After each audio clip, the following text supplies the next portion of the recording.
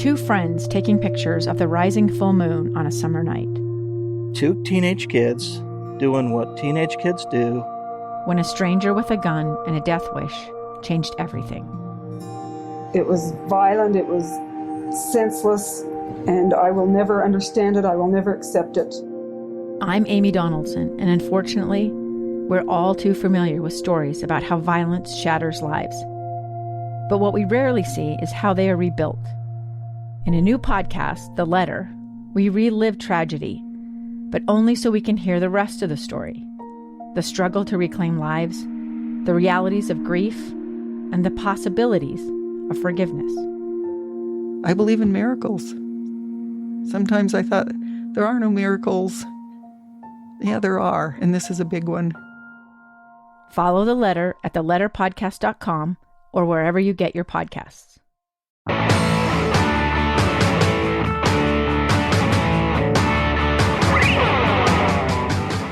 Hey, welcome to Project Recovery, a podcast about addiction, but more importantly, it's about recovery. My name is Casey Scott, and we're brought to you by useonlyasdirected.org. They got a three-part solution.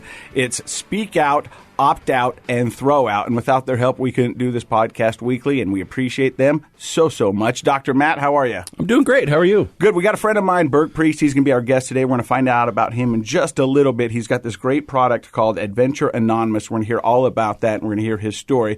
But before we get to that, let's talk about a little COVID-19 talk. Are you ready? I'm ready. Okay, you came in here looking like a throwaway from Sons of Anarchy. A bandit. Yeah, you've got a white bandana, puffy vest on. Right. So what's wearing a T-shirt today? Yeah, what's going on? So I'm trying to be, pro-social and wear the mask like the CDC is now recommended. But my friend, Emily, she's a surgical nurse up in Ogden, and she makes cloth masks. She's making a ton of them for people. And I've ordered some. I just haven't had a chance to go up and pick them up. And just before I came here, I needed to go pick up one of my kids' prescriptions. And I thought, you know what? Instead of just being that guy who's walking in without a mask, and this is the best I could come up with. That was kind of fun in my mind. I pretended I was a bank robber. Yeah, that's what I'm thinking. Time, yeah. That when you walk in there and you've got this mask over, do they just put their hands up and give you everything they got? I felt pretty awkward until I saw a couple other people with bandanas on also, and then I figured no one was going to tackle me and cuff me. Well, so let's talk about this. Now, COVID-19 is everywhere. Everybody's talking about it. Right. Everybody's stockpiling all kinds of things. There was a run on toilet paper. Yeah. There was a run on antibacterial soap. There was a run on... Which is helpful for viruses, right? Yeah, hand sanitizer. Mm-hmm. And so I know a lot of people are trying to get those things that they think they really need during this crisis.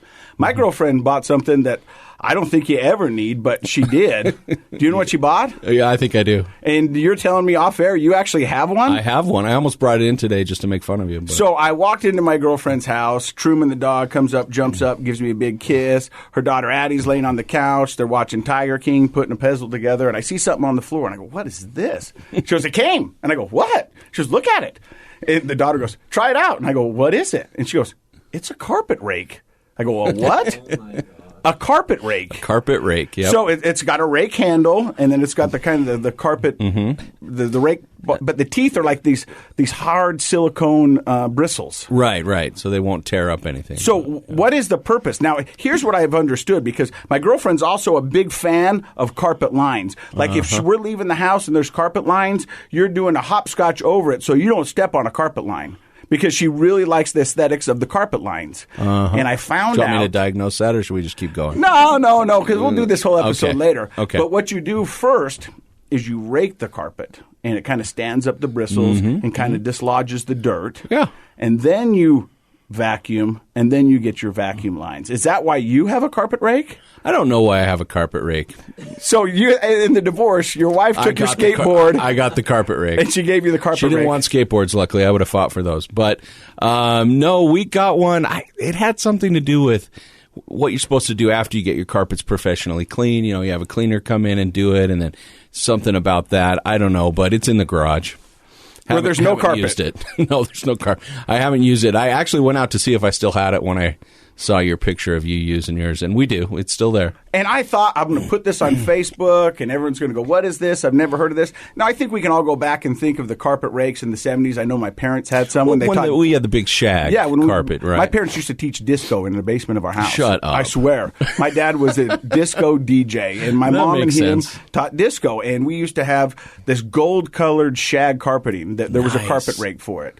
Yeah. But much like my leaves, I never raked that either. Nowadays, even if you get a shag, it's not very deep. Not like the old days. And so I don't really know why you need a carpet rake, but we have one. Okay, real quick, before we get to Burke, how much do you think a carpet rake costs? Oh, see, I didn't buy our carpet rake. I have no idea. Stuff like that's always way more than it should be. I would say it's like $30. Yeah, you're pretty close. It's $34.99. Yeah, see, isn't that stupid for a carpet rake?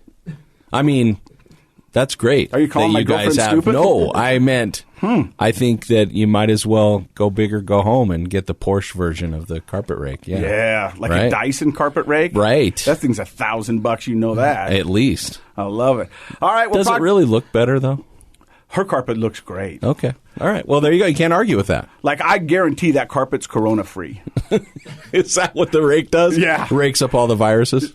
Well, I guess. Cool. Much like antibacterial soap. Yeah, about as good as that. Yeah. On the virus. But who knows? Hey, so we've got a friend of mine, and I grew up with him. He went to Bonneville High School. I went to Ogden High School. One thing You're still friends? We're still friends. Okay. We reconnected after probably 25 years. But one thing that brought us together in the beginning was his cousin, Jenny. His cousin was beautiful, and I had. He was trying to keep you away from her. No, he was actually pretty cool.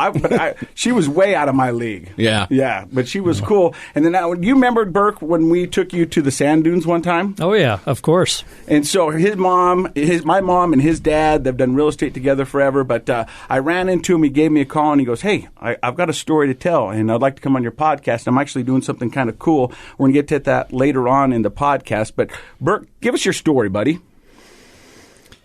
Well, I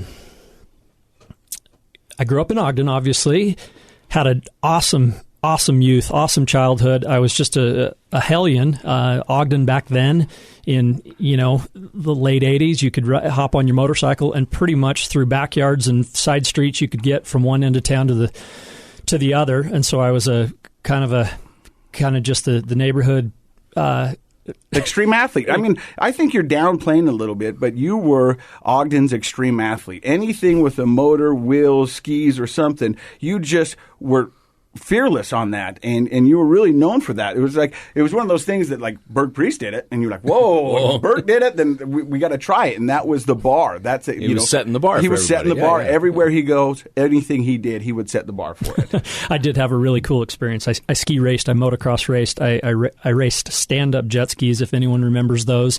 I worked at a motorcycle dealership there in Ogden called Newgate Honda, and I just cut my teeth with mechanics and sales and parts, and I was just kind of a gearhead little funky kid that was just a hellion riding anything, like Casey said, with a motor. I had about as good a childhood as you can have.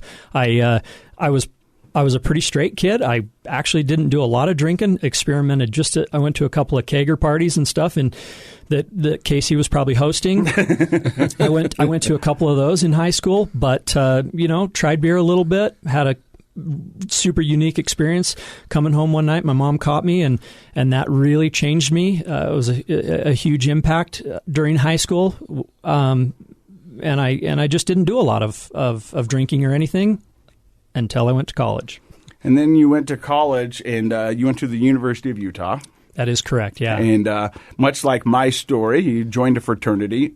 And, I'm not saying there's drinking involved in fraternities, but there's drinking involved in fraternities. Yeah, I think that's okay to go out on a limb on that one. But it's not all they're about. I don't want to bash fraternities because I learned a lot of life lessons. My friends are still my friends from the fraternity. But there's a lot of socializing that goes along with that. And that was kind of your first foray into drinking.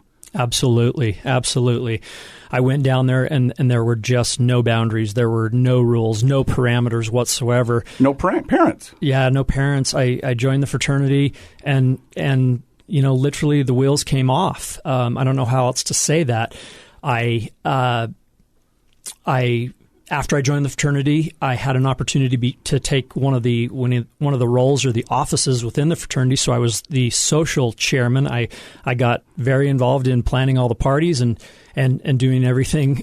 I was a social chairman as well. And basically, a social chairman was just responsible to throw the parties. You threw a party once a quarter. You got together with other fraternities and sororities, but that was one of the main selling points of a fraternity was the social aspect. And so being the social chairman carried a lot of weight, and you could dictate where the fun was, and that was your job, to do all the fun. Absolutely.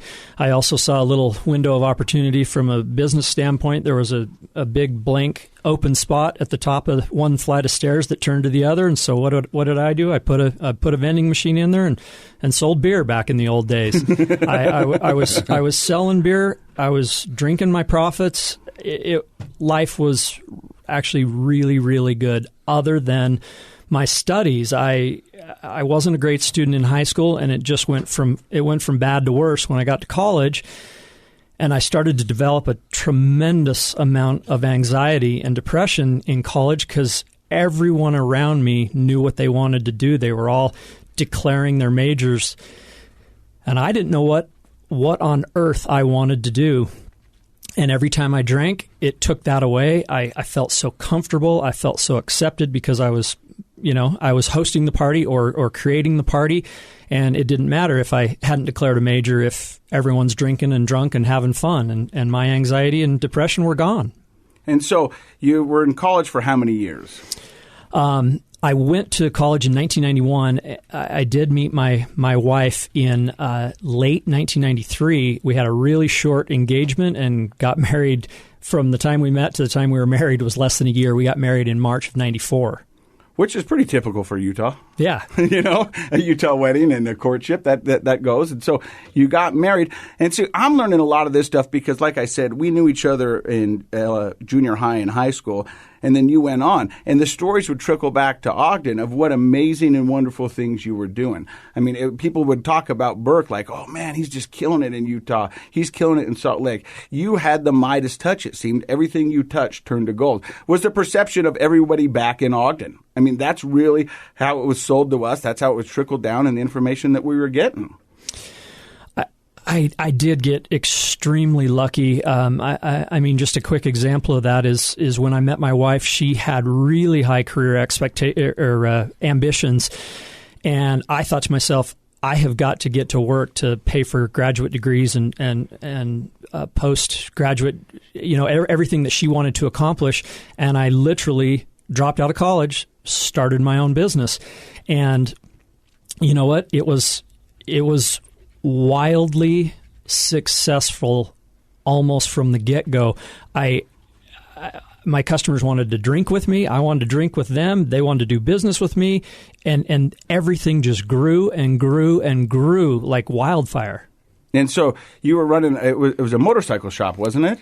Yeah, I had a really neat motorcycle store down on State Street, 4791 South State Street, and we did customization of motorcycles. For example, the Utah Jazz Bear bike, the one that he used to ride out on the floor before the games. I built and customized that and did all of that for the Jazz. It was such a cool experience. But then again came a ton of recognition and a ton of new customers and a ton of drinking. It just was a massive, massive snowball. Let me ask you this. The whole time that you're running a successful business, you dropped out of college, you're doing these things for the Utah Jazz Bear, but you're drinking with your clients. At any point, did your wife ever go, hey, Burke, you might be drinking a little too much? Or was it just kind of, that's what Burke does?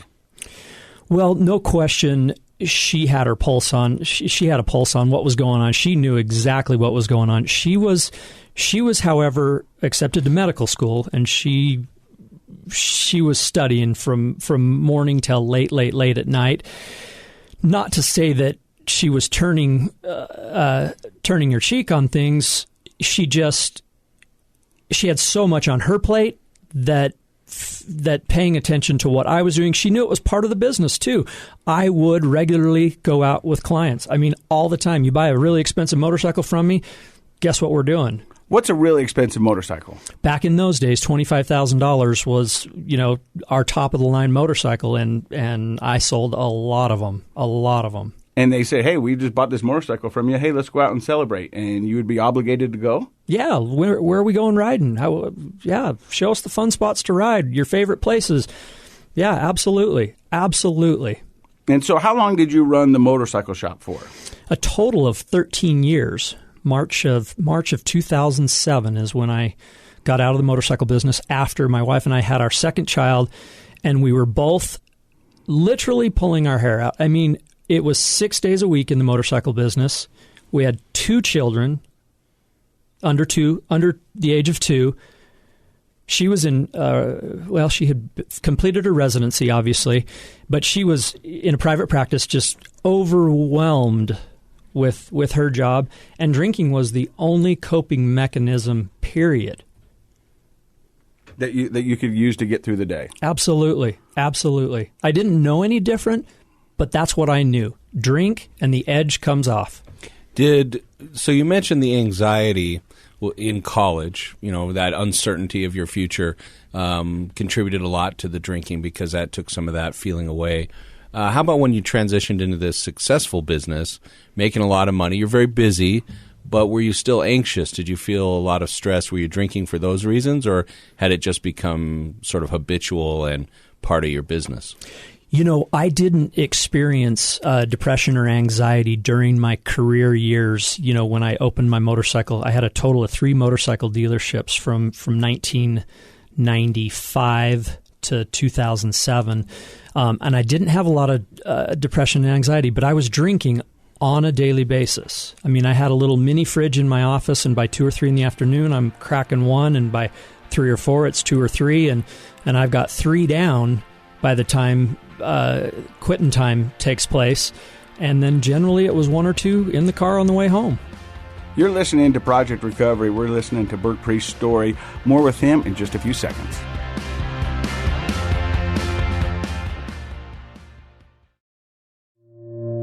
Two friends taking pictures of the rising full moon on a summer night.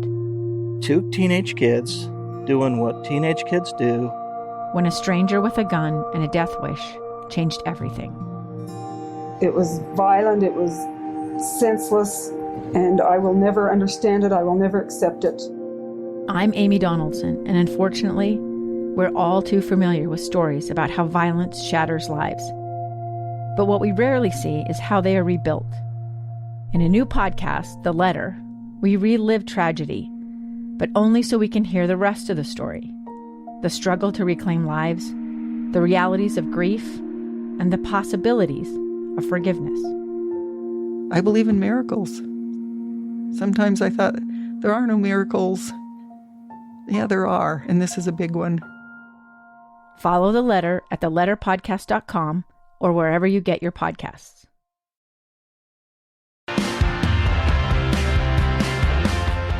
All right, Burke, so when did the motorcycle dealership stop?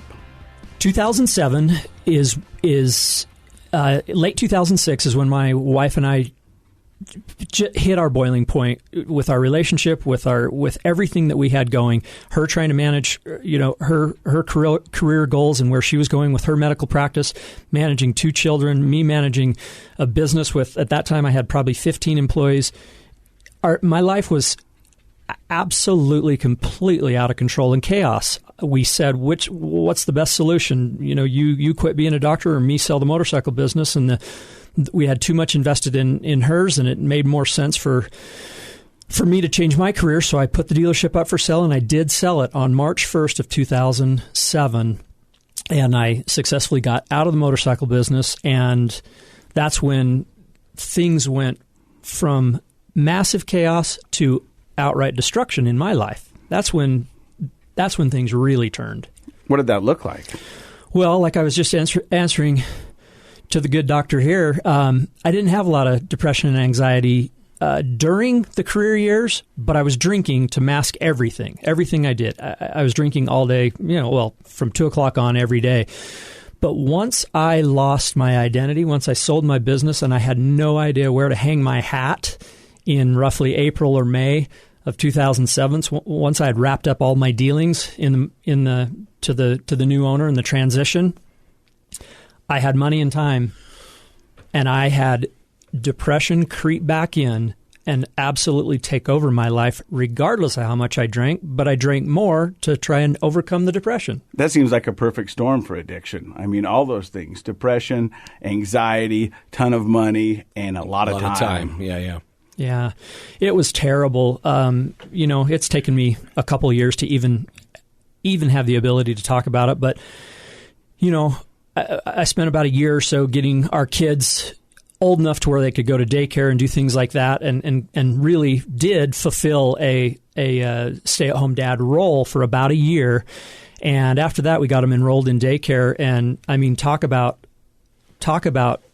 a recipe for disaster. I would drop the kids off at daycare at 9 a.m. and the day's yours. What to do? Yeah, beer sounds good. I'd work out or not, and after that, it was time to drink. I weigh 40 pounds less today than I did when I was drinking. It was a mess. All I did was eat and drink. So you did that for about how long? I did it for a couple of years, and we had purchased, right after I sold the motorcycle dealership, we had actually purchased a little condo down in Moab as a VRBO, like a rental unit. And so I always had this excuse to run down and check in renters, check them out, and which, of course, all I would do is go down there and go jeeping and drinking and partying and motorcycle riding. And I loved it. I fell in love with Moab. I always have. I mean, I was going down there since I was in high school. But I started putting a ton of pressure on my wife that we needed to move to Moab. I told her that I needed to rediscover myself, that I needed to find happiness all over again, that things were going to go real bad for me if I couldn't get what I wanted. And I told her the most selfish story, and I was relentless, and I wouldn't let up on her until she said yes. So she decides to leave the practice up here in Salt Lake, which is highly successful, and follow you down to Moab because you're going to find yourself. Well, interestingly enough, I actually sought out the CEO of the hospital in Moab and told him that I had an incredible wife that was a family practitioner, and what's the odds of you needing one down here? And I made all the steps to actually get her the job, despite her. I mean, she had she gone, they would have said yes without thinking about it. With me going down there, they wanted to interview her. I mean, she would have knocked their socks off had she gone and done it. So you were pulling the strings to get you down to Moab. You even went as far as to get your wife a job down there. I did. I actually started to figure out how we could transition down there. I got my second wind. We moved down there in 2011. I got my second wind. I opened a triathlon event management company. I was hosting triathlons. I had a really neat event down there in Moab called the Moab Triathlon, and then I also had a wonderful event at Schofield Reservoir about halfway between Salt Lake and Moab called the Schofield Triathlon. I started refocusing a lot of my depression and frustrations and the things I was doing into triathlon. Actually got, a little bit competitive, kind of like my youth in motocross and jet ski racing and ski racing. I got really into triathlon, and that was a great diversion and a great distraction.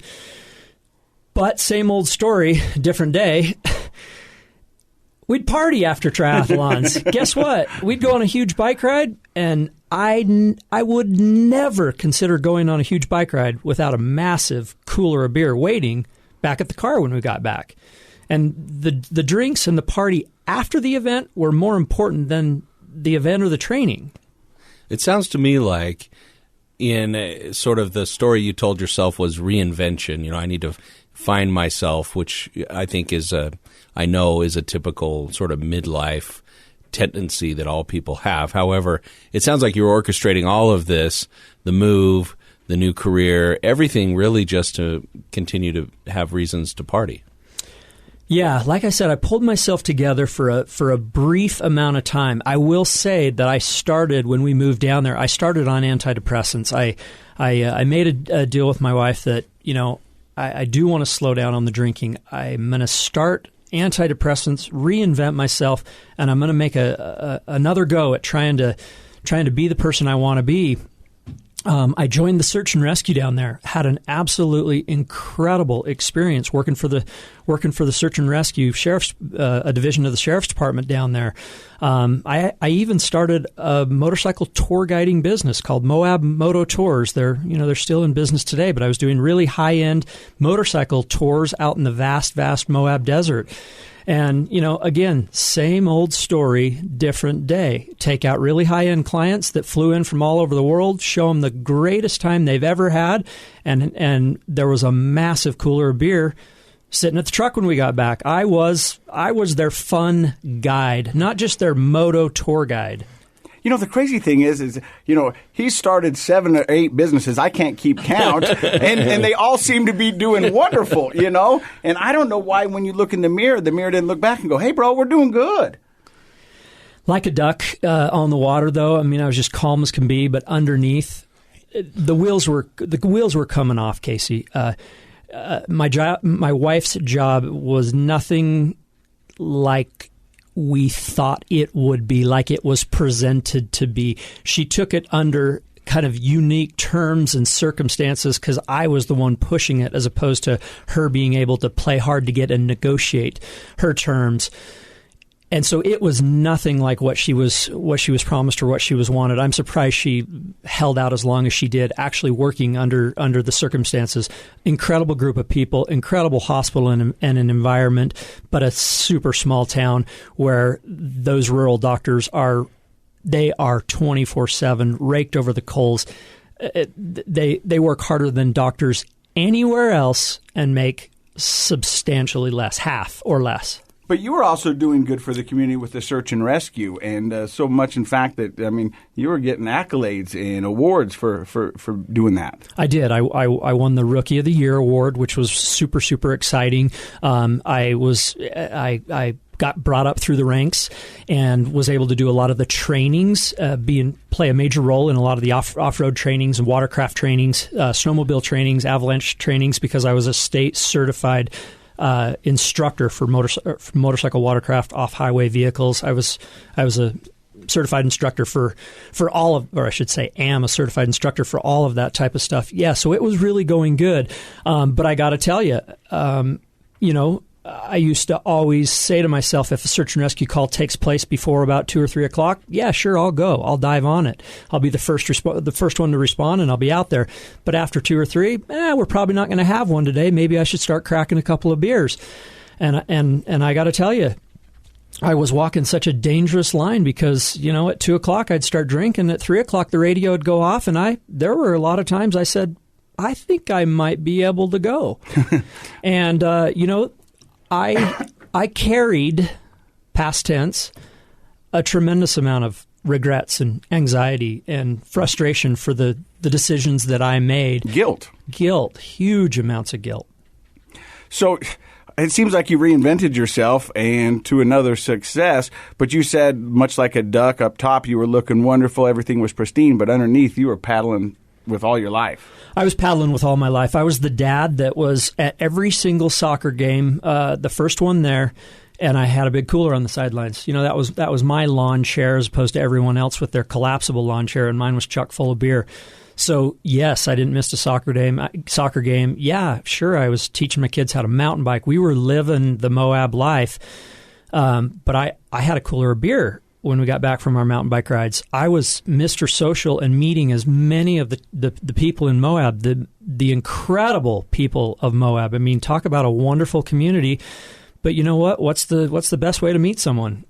Crack a beer. Go have a beer together. Go for a ride together, and then drink a half a dozen beers together. And so, how long did this go on for? Well, my world completely came crashing down in February of 2016. So we survived from 2011 to 2016 with 3 different. I successfully, in that amount of time, drinking like you can't believe, worse and more than I had ever thought of in Salt Lake. I was able to be on search and rescue. I was able to have a motorcycle tour guide company. And I was able to build us a family home down there. Sold our condo that was our rental unit, which is what we moved into when we moved down there.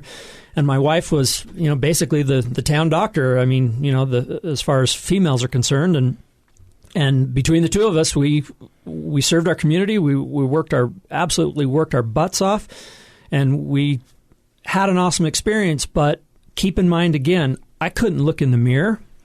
I couldn't look myself in the mirror. I knew what I was doing, and I knew I was hanging on by a thread.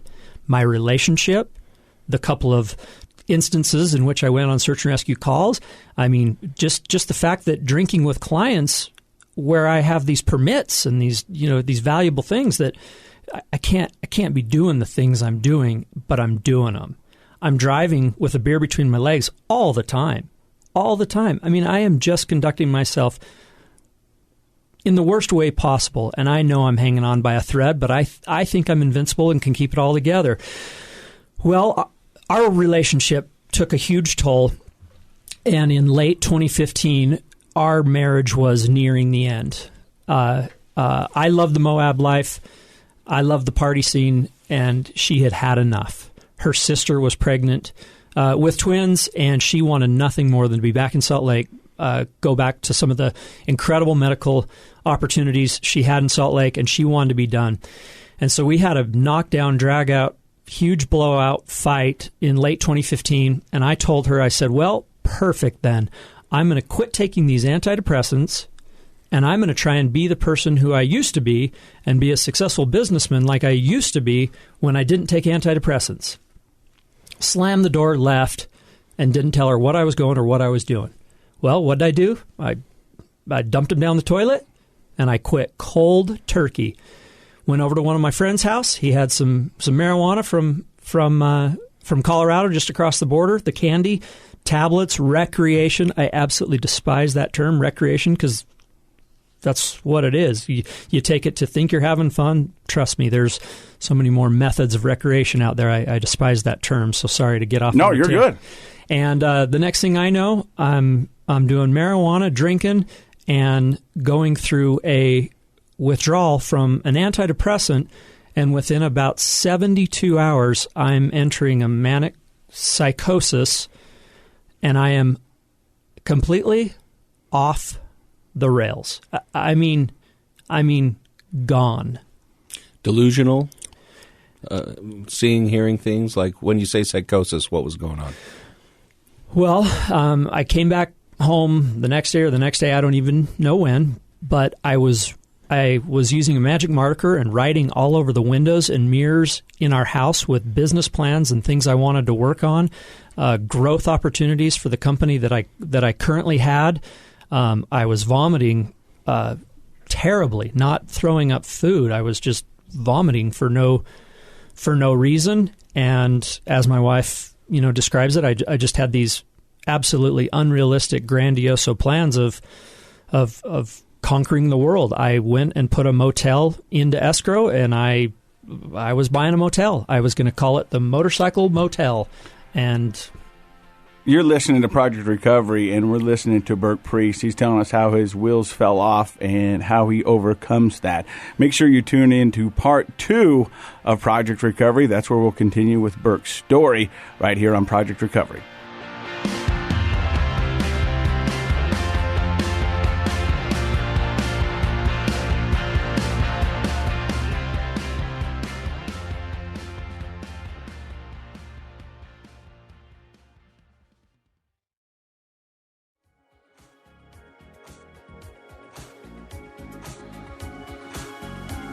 The contents of this program are for informational purposes only. The program is not intended to be a substitute for professional medical advice, diagnosis, or treatment. Always seek the advice of your physician, licensed therapist, or other qualified health provider with any questions you may have regarding a medical condition. Never disregard professional medical advice or delay in seeking it because of something you've heard on this program.